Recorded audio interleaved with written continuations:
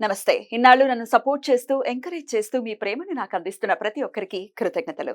అలాగే ఈ వీడియో కూడా ఖచ్చితంగా మీకు ఉపయోగపడుతుంది. లైక్, షేర్ అండ్ సబ్స్క్రైబ్ చేసి మీ సపోర్ట్‌ని నాకు అందించండి. అలాగే ఈ వీడియో పట్ల మీకున్న అభిప్రాయాన్ని కామెంట్ సెక్షన్‌లో కామెంట్ చేసి తెలియజేయండి. ఇప్పుడు వీడియోని చూద్దాం.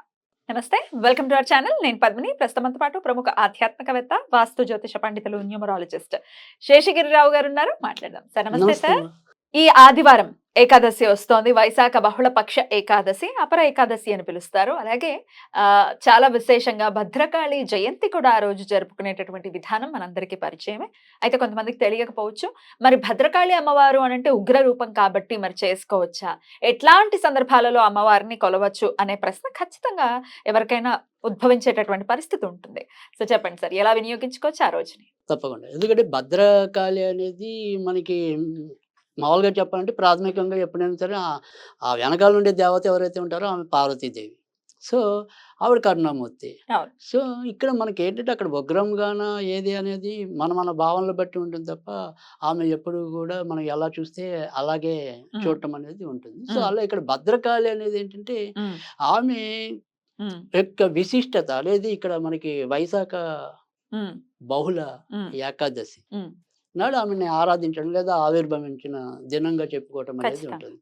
సో, మనకి వచ్చేప్పటికి ఏంటంటే ఇటు ఆంధ్రప్రదేశ్‌లో కొద్దిగా వరంగల్‌లో ఆవిడ యొక్క టెంపుల్ ఆలయం అనేది ఉంది. బాగా హ్మ్. పేరు. హ్మ్. ఇంకా మామూలుగా అయితే బాగా కేరళలో ఎక్కువగా ఆరాధించడం అనేది ఎక్కువగా హ్మ్. ఉంటుంది. తర్వాత కొంతవరకు తమిళనాడులో కూడా హ్మ్. ఉండటం అనేది ఉంటుంది. కానీ నిజానికి ఏంటంటే మనకి అంటే ఇప్పుడు ఈ తెలుగు రాష్ట్రాలు ఏవైతే ఉంటాయో వాళ్ళు జనరల్‌గా ఎప్పటినుంచి ఉండే దేవతలు ఎవరైతే ఉంటారో వాళ్ళ ఆరాధనలో ఎక్కువ వీళ్ళు ఆ! ఉండటం అనేది ఉంటుంది. ఎందుకంటే సాత్విక రూపాలనే ఎక్కువగా ఆరాధన మొదటి నుంచి చేస్తుంటారు. వాళ్ళకి పరిచయం ఉన్నది కూడా ఎక్కువ అవే అవును. ఉంటాయి. అవును.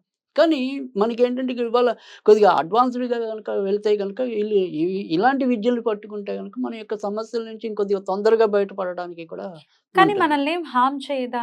ఇప్పుడు హార్మ్ చేసేస్తుంది. చాలా మంది అనుకునేదేంటంటే, ఉగ్రదేవతల జోలికి వెళ్తే పర్యవసానాలు కూడా ఇది చాలా గట్టిగా ఉంటాయి. కాదు. ఇక్కడ హ్మ్. చాలామంది చేసే తప్పేంటంటే, ఇక్కడ మనకి ఉగ్ర దేవతలను ఆరాధించే టైంలో వీళ్ళందరూ కూడా ఎక్కువ శాతం ఏవైతే కొన్ని మనకు అక్కర్లేని ఆచారాలు ఏవైతే ఉంటాయో, అంటే వామాచారం. వామాచారం అంటే దాంట్లోనే ఇవన్నీ ఉంటాయి కదా! 5 రకాలు మైథునం అని చెప్పి, మాంసం అని చెప్పి, ఇలా మత్స్యం అని చెప్పి, ఇలా 5 రకాల మకారాలంట. హ్మ్. పంచమకారాలని చెప్పి పంచమక. వాటిని ఆరాధించడం. ఆ ఆరాధించే విధానంలో హెచ్చుతగ్గులు ఉన్నప్పుడు ముఖ్యంగా అది ఏదైనా సరే ఒక మాంసాన్ని నివేదన చేసినప్పుడు గానీ, మైథునం ద్వారా ఆరాధించడం అనేది ఏదైతే ఉంటుందో, దాని ద్వారా వీళ్ళందరూ ఇబ్బందులు తెచ్చుకున్నారే తప్ప, మామూలుగా వేరే పద్ధతుల్లో వెళ్ళుంటే గనక వీళ్ళు ఇబ్బందులు తెచ్చుకునేవాళ్ళు కాదు. ఎందుకంటే, మనకి ఏదైతే ఈ భద్రకాళి ఇలాంటివన్నీ ఎప్పుడైతే తెలిసాయో, అప్పటికి వీళ్ళందరూ అలాంటి ఆరాధనలు చేసి మనకొక రకమైన భయాన్ని క్రియేట్ చేశారు. హ్మ్. అంటే వాళ్ళు కొద్దిగా తెలిసి తెలియని పద్ధతుల్లో వెళ్ళి అది పూర్తిగా పరిపూర్ణంగా తెలిసి మరి అదే రకంగా మరి ఎక్కువ ఉపయోగించుకున్నదైతే గనక నాకు తెలిసినంత వరకు రామకృష్ణ పరమహంస. హ్మ్. సో, భద్రకాళి ఉపాసకులు. అవును. అవును. కాళీ ఉపాసకులు కాళీ పైగా ఉపాసకులు. రెండోదొచ్చేప్పటికేంటంటే ఆయన పూర్తిగా ఈ వామాచార పద్ధతిలోనే ఆయన యొక్క సంపదనంతా అంటే తపస్సంపద నేననేది. యాహ్! సో, అది అంతా కూడా అంటే అంతకుముందు మనకి పూర్వాశ్రమంలో ఆయన గదాధరుడు. హ్మ్. సో, ఈ గదాధరుడు ఒక ఆమె రూపం ద్వారానే వీళ్ళిద్దరూ చేసిన దీంట్లో ఈయన ఎక్కువ తపశ్శక్తిని సంపాదించడం అనేది. సో, అవన్నీ తెలిసి తెలియని పద్ధతులు ఆరాధించడం అనేది ఫస్ట్ తప్పు. ఫండమెంటల్‌గా తప్పది. హ్మ్. సో, మనకి ఏది పద్ధతొచ్చు మనకి అంటే మనం ఎప్పుడైనా సరే మన దగ్గర ఏమీ లేదు. మన ఇంట్లో ఏమీ కూడా పెట్టడానికి లేవనుకోండి. చిన్న మనం ఏమంటాం పటిక బెల్లం పెట్టినా కూడా ఆమె సంతోషించట్లేదా? హ్మ్. అవును. సంతృప్తి చెందట్లేదా? హ్మ్. సో, ఆ రకమైన భావన అనేది ముందు మనకి రావాలి. అంటే మనలో ఉండే ముందు ఆ మానసిక భయం తొలగిపోవాలి. రైట్. ఆ మానసిక భయం తొలగిపోతే గనక ఖచ్చితంగా భద్రకాళి కాదు గానీ, ఏ కాలైనా, అపరకాలైనా సరే హ్మ్. మన ముందు అనుగ్రహ ప్రదాతే ఆవిడ. సో, అద్భుతం.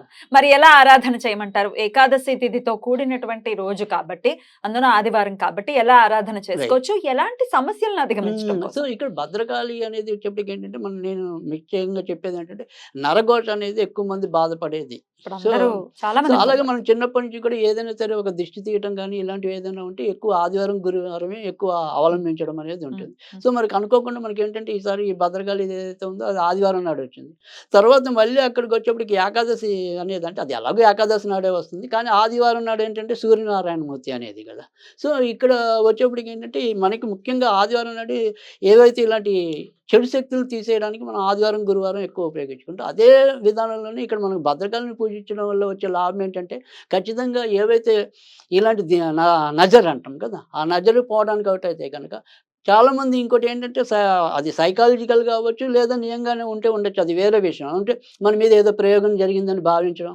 సో, పలానా వాళ్ళు చేశారు కాబట్టి మేము ఇలా అడుగంటిపోయాం అనుకోవటం గాని, ఇలాంటి ఆక్రోశాలు ఏవైతే ఉన్నాయో, లేదా అనుమానాలు ఏవైతే ఉన్నాయో, సో, వాటిని ఖచ్చితంగా పారదోలేదైతే గనక భద్రకాళి. అద్భుతం. అయితే సో చాలా అద్భుతమైనటువంటి రోజు కాబట్టి, ఇట్లాంటి సమస్యలతోనే చాలా మంది బాధపడుతున్నారు కాబట్టి, రైట్. మరి ఏం చేయమంటారు ఆ సో, రోజు? కనుక ఖచ్చితంగా ఇక్కడ భద్రకాళి దేవత ఫోటో పెట్టుకోవాలని నేనెప్పుడు చెప్పను. ఒకవేళ ఇంట్రెస్ట్ ఉంటే పెట్టుకోవచ్చు. అది వేరే విషయం. కానీ ఒకవేళ పెట్టుకోకపోయినా ఖచ్చితంగా అమ్మవారిదైతే ఏదో ఒకటి ఫోటో ఉంటుంది కదా! లలితాదేవి ఫోటో దుర్గాదేవో, ఉంటుందా? లలితాదేవి ఫోటోను హ్మ్. తప్పనిసరిగా ఈ రెండిట్లో ఏదో ఒకటైతే ఉంటాయి. సో, ఈ రెండిటిని ఆవిడే భద్రకాళి రూపంగా భావించండి. భావించి చేయవలసిందేంటంటే, ఓం భం భద్రకాళ్యై నమః. ఓం భం భద్రకాళ్యై భద్రకాళియై నమః. నమః. సో, ఇది చదవాలి. లేదు మనం ఒక మంత్రం వద్దనుకుంటే గనక ఆమె యొక్క గాయత్రి ఏదైతే ఉందో అది అంటే భద్రకాళ్యై చ విద్మహే సర్వశక్త్యై చ ధీమహి తన్నో దేవి ప్రచోదయాత్. లేదా భద్రకాళ్యై చ విద్మహే తర్వాత సిద్ధశక్త్యై అలా అన్నా పర్వాలేదు. సిద్ధశక్త్యై చ ధీమహి తన్నో దేవి ప్రచోదయాత్. ఇది తేలిగ్గా గాయత్రి అంటే ఎవరైనా చేసుకోవచ్చు. అదేమి మన బీజాక్షరంతో కూడింది కాదు కాబట్టి భయపడాల్సిన అవసరం కూడా లేదు. కానీ కొద్దిగా ఏదైనా సరే ఈ సాధన ఇలాంటి అలవాటు ఉన్నవాళ్ళు గానీ, లేదా మంత్రాలతో కొంతవరకు పరిచయం ఉన్నవాళ్ళైతే గనుక నిరభ్యంతరంగా ఓం భం భద్రకాళ్యై నమః అనేది చదువుకోవచ్చు. అలా చదువుకొని ఏం చేయాలంటే ఇది ఎన్ని సార్లు చదవాలి అంటే ఖచ్చితంగా 108 సార్లు చదవాలి. సో, గాయత్రి మంత్రం అయితే గనక 54 సార్లు, అర్ధమాల సార్లు చదవాలి. చదివాక ఏం చేయాలి అంటే గనక కొద్దిగా పెరుగన్నము, హ్మ్. దాంతో పాటు కొద్దిగా మినుములు వెయ్యాలి. హ్మ్. ఈ మినుములంటే చాయ్ మినపప్పు కాదు. హ్మ్. పొట్టు మినపప్పు గుళ్ళైనా పర్వాలా, లేదా సగం సగం బద్దల్లా ఉంటాయి కదా! సో, ఆ పొట్టు మినపప్పు గాని, ఇది కొద్దిగా జస్ట్ ఒక చెంచాలా వేసి, ఆ పెరుగులో కలిపేసి దాన్ని నివేదన చేసి, ఇలా ఏవైతే మనకి ఈ దుష్ట శక్తులు ఉన్నాయనుకుంటే దుష్ట శక్తులు పారదోలాలని, లేదా మనకిందాక చెప్పుకున్నట్టు ఏదైనా నజరుంటే నజరు పోవాలని, ఆ రకంగా పెట్టుకొని అది పెరుగన్నం పెట్టాలి. ఈ పెరుగన్నాన్ని ఏం చేయాలంటే గనక మనం తినకూడదు. హ్మ్. ఓహ్! తినకూడదు. హ్మ్. సో, దీన్ని ఏదైనా సరే నల్ల కుక్కలు దొరికితే ఇంకా విశేషం. హ్మ్. ఒకవేళ నల్ల కుక్కలు కాకపోతే కుక్కలకు పెట్టాలి. కానీ ఇవాళ కొన్ని సందర్భాల్లో నేను చూసినంత వరకేంటంటే కుక్కలు కూడా తెలివి మీరిపోయాయి. అవి అన్నాలు తింటలే ఎక్కువ. సో, ఒకవేళ అలాంటి సందర్భాలే గనక వస్తే గనక అది జాగ్రత్తగా అన్నం ఎవరు తొక్కకుండా ఏదైనా సరే చెట్ల దగ్గర వాటి దగ్గర పక్కగా పారేస్తే చాలు. రైట్. సో, ఇదొక్కటి చేయండి. ఖచ్చితంగా వారికుండే ఇబ్బందులు ఏవైతే ఉంటాయి ఈ రకంగా. హ్మ్. ఇలాంటివి మటుకు తొలగడానికైతే గనక ఖచ్చితంగా మనకి భద్రకాళి దేవైతే హ్మ్. తప్పకుండా ఉపయోగపడుతుంది. అలా కాకుండా ఇప్పుడు ఏదైతే ఈ ఏకాదశి కాకుండా హ్మ్. హ్మ్. విడిగా కూడా ఇలా ఎప్పుడు బాధపడేవాళ్ళు ఇందులో ఏదైనా సరే మధ్య మధ్యలో ఆదివారం పూట ఇలా పెరుగన్నం హ్మ్. ఆవిడకి పెట్టడం. హ్మ్. అలా మధ్య మధ్యలో నెలకో 2 నెలలకో ఒకసారి చేస్తున్నారనుకోండి. అద్భుతం. అది. చాలా బ్యూటిఫుల్‌గా ఎక్స్‌ప్లెయిన్ చేశారు. డెఫినిట్‌గా ఈ నరఘోష అనే ఈ దాంతో చాలా ఇబ్బంది పడుతున్నారు. అలాగే శత్రు బాధతో కూడా ఇబ్బంది పడుతున్నారు. హ్మ్. కాళీ అమ్మవారి అంటే ఉపాసన అనుకోవచ్చు, ఆవిడని ధ్యానించుకోవటం అనుకోవచ్చు. అవును. ఖచ్చితంగా మనకి రక్షణ కవచాన్ని ఏర్పరుస్తుంది అని రైట్. చెప్తున్నారు. రైట్ అండి. Thank you so very much. నమస్తే. నమస్తే.